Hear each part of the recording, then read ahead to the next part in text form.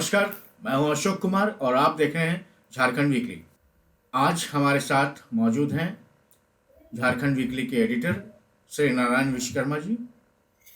नारायण विश्वकर्मा जी झारखंड के राजनीतिक में बहुत अच्छी पकड़ रखते हैं और झारखंड की राजनीति को अमूमन 40 साल से कवर कर रहे हैं। तो आइए इनसे जानते हैं कल की चुनावी रिजल्ट के बाद क्या नए आयास लगाए जा रहे हैं और क्या समीकरण समझा जा रहा है झारखंड में। और अब मैं रुक करूंगा नारायण विश्वकर्मा जी का। नारायण सर, कैसे हैं आप?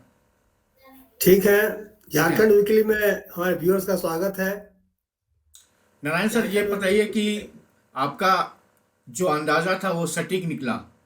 आपने जैसे जी जैसे बताया था वैसे वैसे जो है झारखंड के चुनाव का रिजल्ट आया। तो आपको पहले से ये अंदाज़ा कैसे था कि ये सटीक रिजल्ट आपका झारखंड में जो है ऐसा होना ही है? बताइए।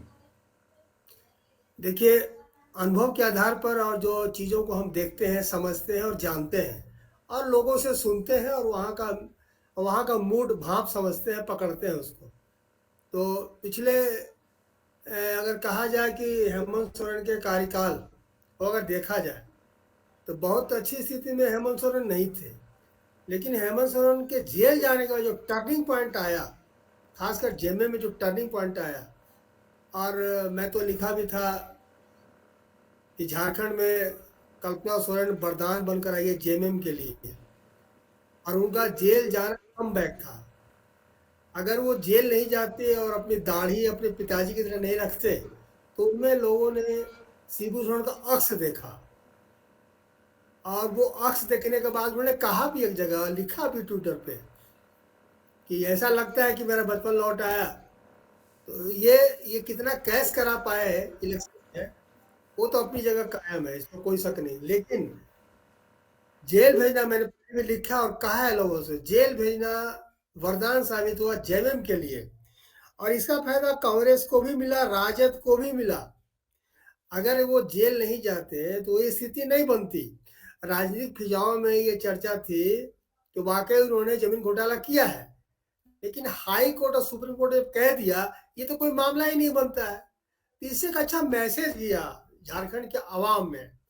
दूसरी बात, कौन कितना सीट लाए इस पर बात करके हम ये कहें कि आखिर आपकी जीत क्यों हुई और एनडीए की हार क्यों हुई, ये छोटी बात नहीं हुई है। देखिए, पहली बात यह है कि झारखंड इतिहास में पहली सरकार है गैर एनडीए की, इन्होंने रिपीट किया है और पूरे दमखम के साथ 57 सीट लाना, माने इसमें कहीं कोई गुंजाइश ही नहीं है कि कोई हल्की सी भी कोई खरोच ला दे इस सरकार में।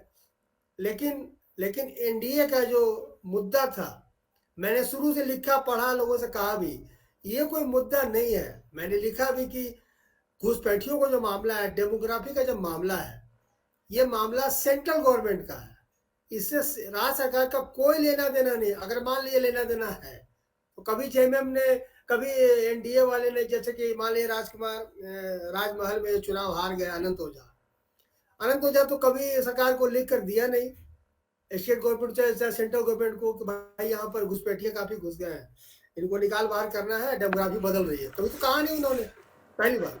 दूसरी बात, लोबिन हेब्रम ने कई मामला नहीं उठाया, यहाँ पर बांग्लादेशी घुसपैठिए आ गए हैं। और अगर वहां पे अगर ये कहा जाए कि 5 साल में ही डेमोग्राफी बदल गया, इस पर भी कोई यकीन नहीं करेगा। लेकिन वहां के लोगों से जो मेरी बातचीत हुई, संताल में, जैसे लिट्टीपाड़ा में, दुमका में, आपके क्या कहते हैं उधर साहेबगंज में, तो ये बात पाकुड़ में। अब पाकुड़ में अगर आलमगीर आलम की पत्नी निशांत आलम को अगर 86,000 वोट, ये सबसे अधिक रिकॉर्ड वोट आया है, बाप रे बाप।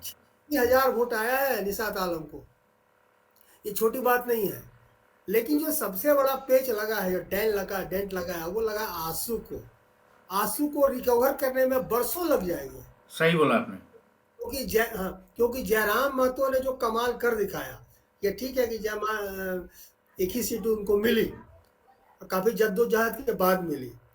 तो देखिए, उनके पास बूथ मैनेजमेंट नहीं था। अब अगर बूथ मैनेजमेंट का आप चुनाव नहीं जीत सकते हैं आपका मैनेजमेंट नहीं था, सही। मिसमैनेजमेंट भी था। उसके पहले आपने कई कई लोग आपसे जुदा हो गए। उसमें लोगों कहा कि जयराम को घमंड हो गया, दिस दैट जो भी। लेकिन 7 से 8 सीट उसने प्रभावित किया है। बिल्कुल, बिल्कुल।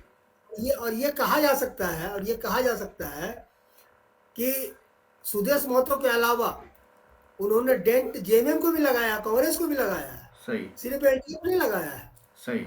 आपको मैं बताऊं कि जो दिग्गज हारे हैं उसमें 7-8 सीट खासकर।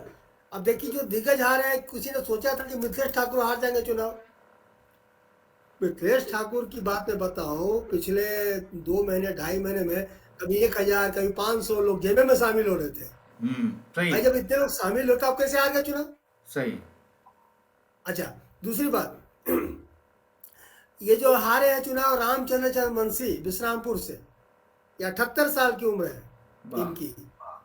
ये चौथी बार सोचे हम जीत जाएंगे, और उन्होंने बेटा के लिए टिकट मांगा था, लेकिन टिकट बेटे को नहीं मिला। तो फिर बोले नहीं, आप ही को लड़ना होगा। लेकिन ये बड़े बेआबरू होकर विधानसभा क्षेत्र छोड़ेंगे, क्योंकि अब इनको टिकट मिलेगा इसकी उम्मीद नहीं है। जहां तक बाबूलाल मरांडी का जीतना, वो एक टर्निंग पॉइंट था, निरंजन राय का बैठ जाना या बैठा देना, सही, सही, सही। ये टर्निंग पॉइंट था। बिल्कुल। सोरेन को जिस मकसद से लाया गया था, वो मकसद एनडीए का पूरा नहीं हुआ। अलबत्ता 3 सीट आपको मिल गई, वो अलग बात है, आपने वहां खाता खोला। हुँ, लेकिन बाकी जगह जैसे संथाल प्रोग्राम है, बांग्लादेशी अगर आपका घुसपैठिया प्रोग्राम चल जाता, हमको तो दुख होता है, हंसी भी आती है कि प्रधानमंत्री अगर बोलते हैं कि आपका बेटी रोटी छीन कर ले जाएंगे ये लोग। अच्छा, किसको यकीन आएगा कि बेटी रोटी छीन कर ले जाएंगे? ये कोई सही। पागल भी नहीं समझेगा कि बेटी रोटी छीन कर ले जाएंगे। ये बहुत बड़ा डेंट लगाया एनडीए को ऐसा बोलकर। दूसरा उन्होंने लगाया हिंदू मुस्लिम करके, उसमें गृह मंत्री भी शामिल है, प्रधानमंत्री भी शामिल है, और 2 तो जो हायर किए गए थे, हेमंता बिस्व शर्मा असम के सीएम, जहाँ सबसे ज्यादा बांग्लादेशी घुसपैठिया है, उनका अंतर्राष्ट्रीय सीमा से उनका राज्य लगता है, लेकिन झारखंड का तो नहीं लगता है। सही। फिर आपने किस बिना पर कह दिया कि यहाँ बांग्लादेशी घुसपैठिया भरे हुए हैं? अरे लोग शादी कर, अरे मान लीजिए 2-4 तो अगर ये शादी हो गई, तो इससे क्या होगा कि पूरा का पूरा हिंदू मुस्लिम हो गया? ये माने कोई मानने वाले आपको लॉजिक देंगे ना भाई? आपके पास कोई क्या लॉजिक था कि नहीं? आज ए टू जेड बीजेपी के लोग यहाँ पर बांग्लादेशी घुसपैठी है, बांग्लादेशी घुसपैठी है।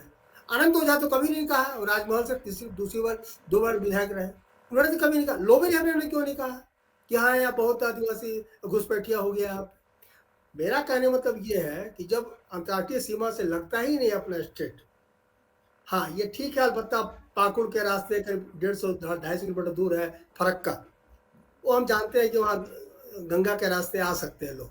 उधर साहेबगंज में है, साहेबगंज में गंगा है, तो बांग्लादेशी लोग आते हैं, लेकिन बिजनेस करने व्यापार करने आते हैं।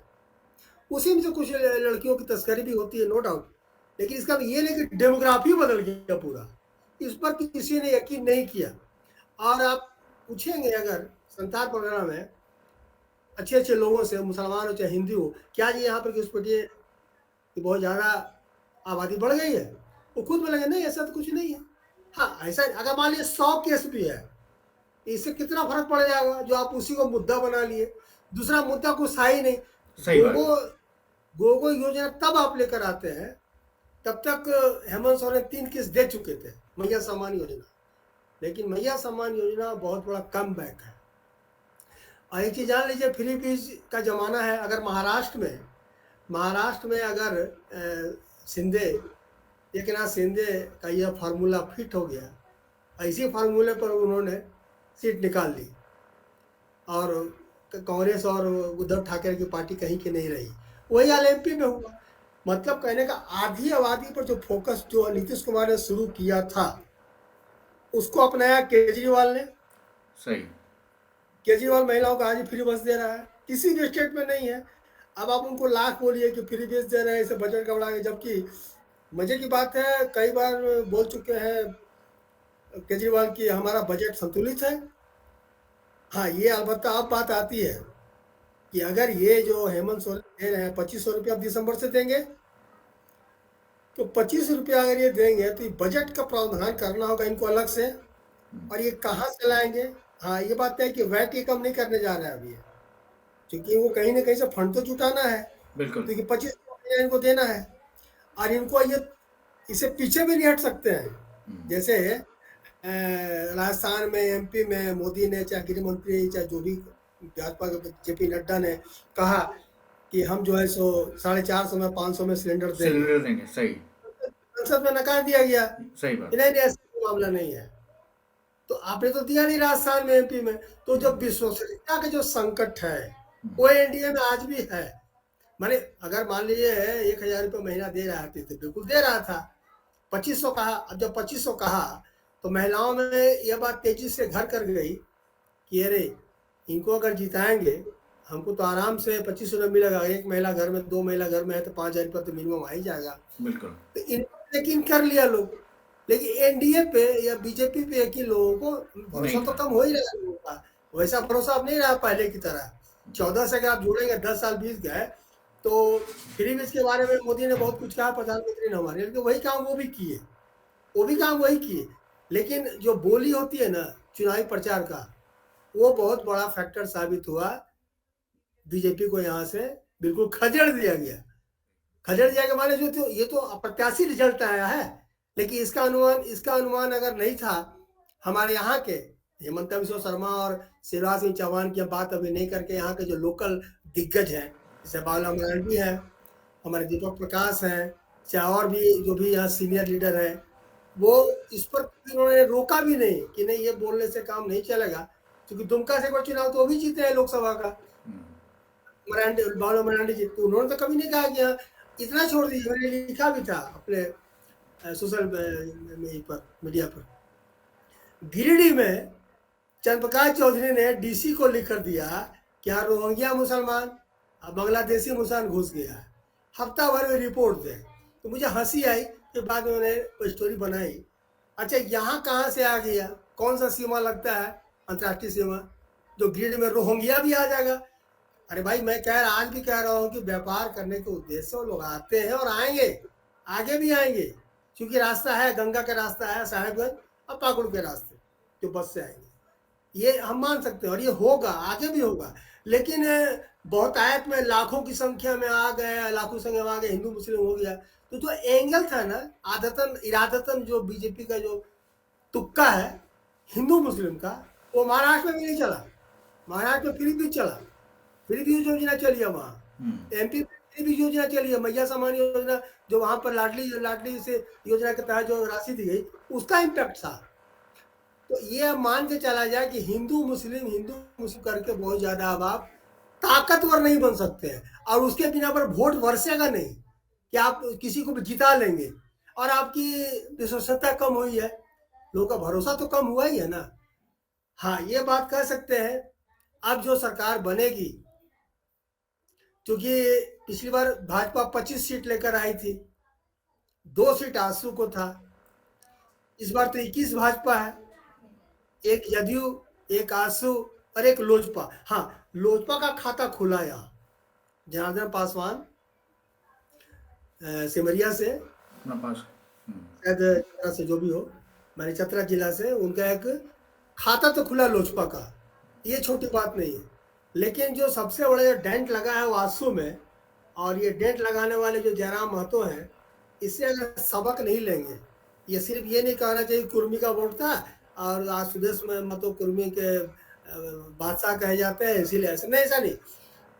जयराम की बात मैं फिर कह रहा हूँ, उसमें जो एग्रेशन है, जैसे अगर वो कहता है कि डीवीसी का ऑफिस यहाँ क्यों नहीं है, बीसीसीएल का हेड ऑफिस यहाँ क्यों नहीं, सीसीएल का हेड ऑफिस यहाँ क्यों नहीं, तो गलती कह रहा है। अब जैसे मान लीजिए डीवीसी की बात हम कह रहे हैं, एक समय था कि बंगाल को दामोदर का शोक कहा जाता था, क्योंकि हम लोग ऊपर में दक्षिण पठार तो पूरा पानी बहकर बंगाल में बाढ़ आ जाती थी। इसीलिए डैम बनाया गया, मैथन डैम, पंचेत डैम, क्योंकि पानी रोका गया। तो पानी तो हम दे रहे हैं, नदी हमारी, जमीन हमारी, कैचमेंट एरिया मेरा, और फायदा किसको मिल रहा है, बंगाल को। बंगाल में। फिर डीवीसी का ऑफिस यहाँ क्यों नहीं है, ये सब देखिए, कुछ तो बर्निंग इशूज को उठाया है वो। आप हार गए जीत गए वो अलग बात है, लेकिन डेंट तो लगाया। ये सुदेश महतो तो कभी नहीं उठाया।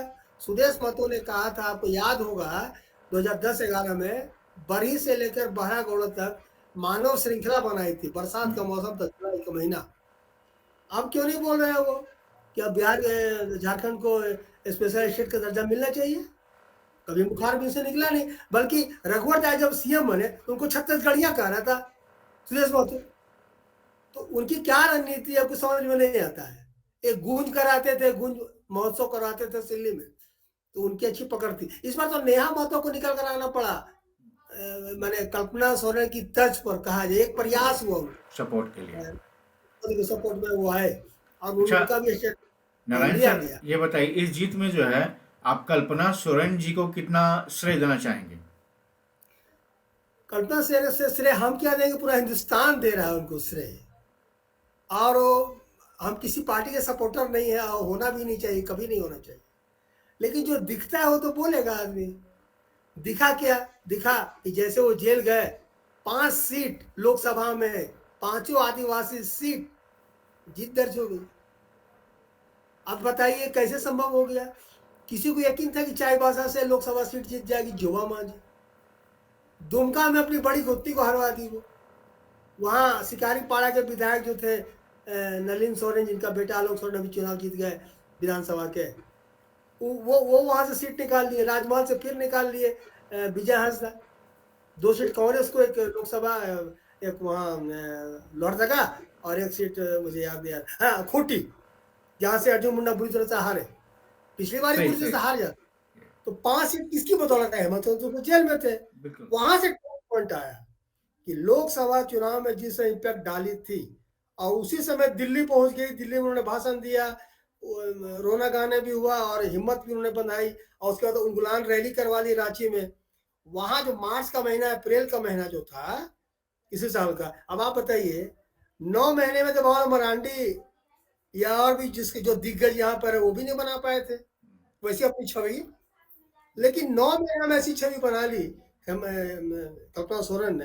तो मैंने लिखा भी, कल्पना की ऊंची उड़ान को रोकना अब मुश्किल है। और वाकई कल्पना की जो ऊंची उड़ान है, इससे लेकर बंटी बबली तक कहा गया उनको। कुछ नहीं कहने को मिला बाला मरांडी को, चाहे अदर्स को, एनडीए घटक दलों को, तो उनको बंटी बबली ने कहना शुरू किया। जो हुटिंग जो हुई ना, वो अभी इनके फेवर में नहीं गया। कल्पना सोरेन नो डाउट एक उभरती हुई सितारा है राजनीतिक क्षितिज पर, वो बहुत आगे जाएंगी। कई लोग तो कह रहे हैं, जो मेरी बातचीत भी होती है कुछ लोगों से, अच्छा होता है अगर सीएम कल्पना सोरेन को ही बनाया जाता। सही। आप भी जान रहे हैं कि पढ़ाई लिखाई के मामले में हेमंत सोरेन पे काफी आगे है। वो एमबीए है, बीटेक है। हेमंत सोरेन की डिग्री मात्र इंटर है। बोलने का जो तरीका देखिए, जहां गई संथाल गई तो संथाली में बात कर रही है। बंगाल तरफ गई, मैंने जमशेदपुर वगैरह, तो बंगला में बात कर रही है। उड़िया में बात की, वो खरसावा में, बहरागोड़ा में, जो सटा हुआ है हम लोग का उड़ीसा के बॉर्डर से। और उनकी हिंदी भी गजब की, अंग्रेजी तो और गजब की है। एक तरह से कहा जाए कि हेमंत सोरेन साहब के जेल जाने से जेएमएम को बहुत फायदा हुआ। एक वरदान मिला। सही ये सही। वरदान साबित हुआ जेएमएम के लिए। अगर जेल उनको नहीं भेजा जाता, अच्छा मान लिया जेल गया तो कहा या बेल पर है, बेल पर है, बहुत भ्रष्टाचार के फलना किया, और भाई तो कोर्ट ने मानेगा है कि नहीं? तो कोर्ट ने तो कहा केस ही नहीं बनता। ये मामला, ये बात संजय सिंह के मामले में, चाहे क्या नाम है उसका, केजरीवाल के मामले में, ये नहीं कहा गया है कि आपके खिलाफ कोई मामला नहीं बनता है। लेकिन हम लोग भी जान रहे हैं कोई ना कोई मामला तो है, क्योंकि ऐसी बात चली है। पंकज मिश्रा अरेस्ट हुए, जेल गए, ये तो कहा जा रहा था कि हाँ भाई कोई को मामला होगा। लेकिन जब हाई कोर्ट को कह रहा है, सुप्रीम कोर्ट कह रहा है कि कोई केस ही नहीं बनता है, इसके बाद भी आप पूरा भ्रष्टाचारी बोले जा रहे हैं, बेल पर हैं। तो बेल पर तो बहुत सारे लोग हैं। बेल पर तो लालू यादव रहा और रेल मंत्री बन के रहा 5 साल, बेल पर ही थे ना लालू। बिल्कुल एक बात और हुई कि जो 2-3 फैक्टर है कि हम क्यों जीते और आप क्यों हारे, ये बात अब कहने की नहीं है, समझने की, जानने की जरूरत है। और ये सब समझ रहे हैं और ये जान रहे हैं। लेकिन 2-3 बातें जो इस बार हुई है, नई बातें हुई है। अगर वो सबक लेने की बात है तो सबक लेना चाहिए एनडीए को, खासकर हमारे प्रधानमंत्री को, कि कहीं भी जाके बेटी रोटी मत कीजिए। अगर आप मंगलसूत्र छीनने की बात कर रहे थे तो 240 आया आपको, क्योंकि हम उस पर कैसे यकीन करें क्योंकि मंगलसूत्र छीन लगा। उसी तरह से अगर मान लीजिए, अधिनायक बात तो यह है नहीं, कोई डिक्टेटरशिप तो है नहीं कि भाई तुम अगर हमको हरा दोगे तो तुम्हारी बेटी छीन लेगी यहाँ से। अच्छा कितनी हल्की बात है ना कि आपकी बेटी छीन ले जाएंगे। इस पर कौन यकीन करेगा? तो ऐसा कुछ बोलिए ताकि लोगों को यकीन हो और उसको लोग लॉजिक तर्क वितर्क करें कि हाँ नहीं नहीं वो ठीक कह रहा है। इसमें कोई लॉजिक ही नहीं है, क्योंकि इसलिए लॉजिक नहीं है कि यकीन नहीं है हमको कि आप जो कह रहे हैं वो सच है, बल्कि आप जो कह रहे हैं जो खुद जगह सही कर रहे हैं ऐसा बोल के। हालांकि बाद के दिनों में हेमंत सोरेन ने काफी कड़ाके का जवाब देना शुरू किया, और कल्पना सोरेन भी। कल्पना सोरेन देखिए, कल्पना सोरेन कभी भी छोटी छोटी बात पर ध्यान नहीं दी और वो तर्क की कसौटी पर अपनी बात कहती गई कि आप अगर ऐसा कह रहे हैं तो ऐसा नहीं है। एक बात है कि हेमंत सोरेन के खिलाफ जेल जाने से पहले मैं बताऊं आपको, आदिवासी संगठन के लोग भी नाराज थे। उसी समय आया 60-40 नहीं चलतो भाषा खतियान मामले में जो जयराम जो कूद गया था, लेकिन जैसे ही जेल गए हेमंत सोरेन, सन्नाटा पसर गया आदिवासी संगठनों के बीच और सब भूल गए कि उनका कोई कसूर भी था, भूल गए लोग। और अगर उसका इम्पैक्ट, क्योंकि आदिवासी भोले वाले सीधे साधे होते हैं, उनको लगा मेरा आदमी को जेल भेज दिया, मेरा मुख्यमंत्री को आदिवासी को जेल भेज दिया। और जब ये बात खुलकर आ गई कोर्ट के द्वारा कि इनका कोई मामला ही नहीं बनता है, तो और आदिवासी ने एक अच्छा मैसेज किया। अब 28 सीट, अब जैसे मान लिए कि 17 सीट पर लेकर आ गए, जेएमएम को मिल गया और कांग्रेस को आपस में बांट लिया। संथाल पाना बात कर रहे हैं। अब संथाल पाना में एक सीट खाली जरमुंडी, जो जिसको दुमका का जरमुंडी जो सीट है, जरमुंडी सीट से बादल पदले को वहाँ हारे हैं और वहाँ से बीजेपी को सीट मिली, एक सीट मात्र। लेकिन देख लीजिए पूरी आदिवासी सीट, एससी सीट उस सब पर हावी रहे। उसी तरह से उत्तरी छोटानागपुर में मेरी अपनी 12 भाजपा को सीट मिली है, सबसे अधिक भाजपा को सीट मिली है, तो 12 सीट मिली है। जेएमएम को 5, कांग्रेस को 3, अन्य को 5। उसमें अन्य में आप जोड़ लें तो उत्तरी छोटानागपुर में डुमरी भी आता है। और भाजपा जेएमएम अपनी सीट पाने में कामयाब रहा, उसका मौका कोल्हान संथाल दक्षिण छोटानागपुर में एनडीए का रथ का पहिया फंसा, ये दैनिक भास्कर ने लिखा है। तो अगर वहां पर ये मिथक चल जाता जैसा कह रहे हैं प्रधानमंत्री या मुख्यमंत्री, अभी देखिए अब लोग हेमंत बिस्वा शर्मा से अपेक्षा करेंगे, और होना भी चाहिए कि आप उनको बधाई दे चाहे न दे, लेकिन अपना लॉजिक तो रखें कि हमसे कहाँ चूक हो गई, होना चाहिए कि नहीं होना चाहिए। पूरी एनडीए की टीम यहाँ बैठी हुई थी, महीनों तक उन्होंने कैंपेनिंग किया, और उसके बाद ये जो रिजल्ट आया वो उनके हिसाब से नहीं आया है। हेमंता बिस्वा शर्मा को किसने बता दिया कि जावा सीट से मत लड़ाइए, आप जामताड़ा से लड़ाइए सीता सोरेन को? आदिवासी सीट एसटी सीट है जामा, आप जामताड़ा क्यों भेज दिए उनको? इस पर प्रदेश स्तर के जो शीर्ष नेता है एनडीए के, वो भी चुप लगा गए। अरे भाई उनको आप जामताड़ा क्यों भेज रहे हैं? अब उनको लगा कि जामताड़ा में इरफान अंसारी ने कुछ ऐसा कह दिया है जो उनको नहीं कहना चाहिए था। बिल्कुल नारी का सम्मान है, चाहे जो भी है जैसा भी है, हमको सम्मान करना है, अपनी जुबान तो खराब नहीं करनी। लेकिन लगा ना कि बहुत बड़ा बम पटाखा हो गया उसमें जो चुनाव हार जाए, क्योंकि वो मामला 4 दिन 5 दिन 6 दिन 8 दिन चला, उसका तो मामला खत्म हो गया। अब जामताड़ा सीट आपने वहां उनको दे दी, उसी तरह से आप लोबिन हेमंत पर विश्वास कर लिए कि वो सीट निकाल लेंगे। तो लोकसभा चुनाव वो हार गए थे बगावत करके, वो विधायक से भी हार गए। जामा में आप भेजते हैं लुइस मरांडी को, लुइस मरांडी सीट वहां से निकाल लेती है। तो आपका जो मिथक था, जो आपने एक तरह से कहना चाहिए उन्होंने एक फार्मूला आजमाया कि ऐसा करके देखते हैं, तो हेमंता बिस्वा शर्मा की टिकट बांटने में भी चली है, ऐसा लोग कहते हैं, मुझे जानकारी नहीं है, लेकिन जो झलकता है, जो एहसास होता है, उसे यही लगा। जैसे मान लीजिए हुसैनाबाद में कमलेश सिंह के खिलाफ शुरू से लोग बागी थे, एनसीपी से इनको बीजेपी में नहीं जाना है, तो सार्वजनिक मंच पर क्या बोल दिए हेमंता बिस्वा शर्मा कि नहीं, वो तो अगर हमारे साथ हेमंत भी आना चाहे तो उसको भी हम ले आएंगे। मतलब जो भी आना चाहे उसको हम ले आएंगे कि हमको चुनाव हर हाल में चुनाव जीतना है। लेकिन अगर मान लीजिए हेमंता बिश्व शर्मा अगर चंपई सोरेन को लाने के पीछे क्या मकसद था कि वो अपने साथ 6-7 लोगों को भी लाएंगे, 6-7 विधायक को फोड़ के लाएंगे। और ये उम्मीद जागी थी। एक तथाकथित पत्रकार का ये वही उनकी रणनीति थी हेमंता बिश्व शर्मा से मिलके कि हम लोग ऐसा कुछ करें कि चंपई सोरेन के पक्ष में 7-8 विधायक चले आए ताकि हम लोग कोल्हान जीत जाएंगे। और एक बात तो बता दूं, शायद बहुत कम लोग बताएंगे, कोल्हान जीतने का मकसद था अडानी को सारंडा जंगल देना हाँ, और आयरन ओर। देखिए इसको समझिए, उड़ीसा में भाजपा सरकार बनी, सॉरी छत्तीसगढ़ में, उड़ीसा में बन गई। उड़ीसा में माइंस है, खान खनिज है, छत्तीसगढ़ में खान खनिज है। हसदेव जंगल मतलब बेतरतीब जंगल काटा जा रहा है, वहां से खनिज निकालना है अडानी को। सारंडा जंगल पर निगाह थी, तो इनको लगा, हो सकता है मेरी बात गलत हो, लेकिन हम फिर भी कहेंगे, लोग लॉजिक करें, आपस में समझे। सारंडा को लाने के लिए देखिए, बताइए, मधु कोड़ा सुप्रीम कोर्ट चले गए कि हमको चुनाव लड़ने की अनुमति दी जाए, खारिज हो गया। गीता कोड़ा लड़ी, हार गई। तो पॉलिटिकल कैरियर पे जो धक्का लगा है, छोटा धक्का नहीं, जैसे आंसू को लगा, वैसे कोड़ा दंपति को भी लगा। वो नहीं निकाल पाए। फिर चंपई को कहा गया कि चंपई अगर हम लोग साथ में आ जाए तो कोल्हान हम लोग जीत लेंगे।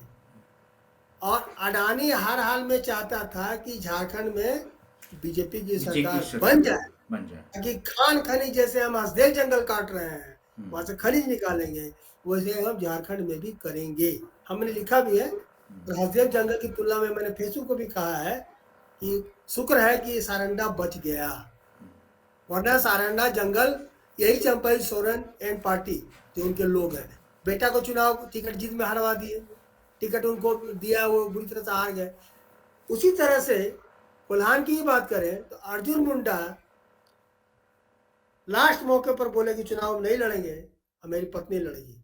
वहां भी चंपई सोरेन का जो कहा जा रहा है, जो मेरी जानकारी वहां से, वो गलत भी हो सकती है, सही भी हो सकती है। चर्चा ये थे कि खरसावा वो चाह रहे थे, जो उनकी अपनी सीट है। अब बताइए कहाँ खरसावा, कहाँ पोटका? तो खरसावा में सोनाराम बोदरा जो बहुत खास है चंपई सोरेन जी का, उनको टिकट वहां से दिलवाने के लिए बेचैन थे चंपई सोरेन। अपनी सीट उन्होंने ली, बेटे की सीट बेटे को फिर दिलवाई, और सोनाराम बोदरा को खरसावा से दिलवाया। अगर खरसावा से मीरा मुंडा लड़ती, क्यों हारी इस पर मैंने हम लोग कह रहे हैं, अगर खरसावा सीट से ही अगर वो लड़ती तो वहां घूमना फिरना, वहां उनका अपने पति का जो रहा है, एक जगह उनकी जो बनाई हुई परंपरागत सीट उनकी है, वहां से रिप्लेस क्यों कर दिया उनको पोटका? क्यों आपने बात मान ली चंपई सोरेन की? इसलिए बहुत बड़ा तुर्रम खा है कि वो कोल्हान हमको 7-8 सीट दिलवा देगा। 3 सीट जो आई है, हम लोगों ने अनुमान लगाया था कि जगन्नाथपुर से गीता कोड़ा जीत जाएंगी। देखिए बड़ी मजेदार बात है गीता कोड़ा के लिए, गीता कोड़ा को उसने हराया जो उसके पॉकेट के आदमी थे, सोनाराम सिंह को। सोनाराम सिंह को जगन्नाथपुर से अपनी सीट मधु कोड़ा ने दी थी कि मेरी सीट मेरे पास सुरक्षित रहेगी, क्योंकि वो सांसद बन गई थी चाहे बस से, और कोड़ा चुनाव लड़ नहीं सकते थे कोर्ट के मामले को लेकर। तो सोनाराम सिंह को उन्होंने टिकट दे दिया, तो सोनाराम सिंह को आराम से जिता कर ले गया कोड़ा 5 साल तक वो। देखिए हर नई सरकार से काफी लोगों को उम्मीद तो रहती है, और उम्मीद क्यों नहीं करें? तो उम्मीद क्या है कि जो आपने जो कहा है उस पर आप कायम रहें।